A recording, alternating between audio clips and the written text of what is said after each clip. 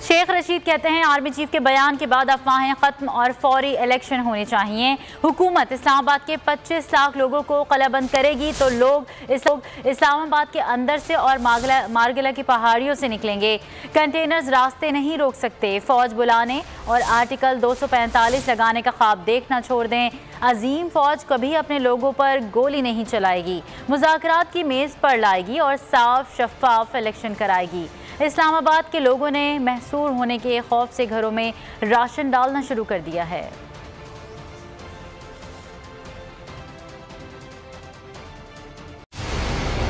मंजिल, रास्ता,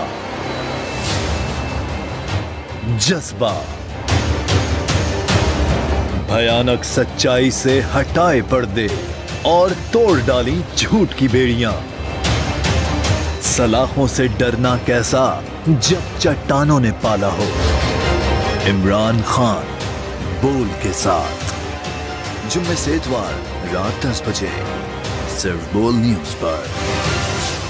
सबसे ज्यादा व्यूज, सबसे ज्यादा रील्स और सबसे ज्यादा रेटिंग के साथ बोल अब भी नंबर 1 पोजीशन पर बरकरार।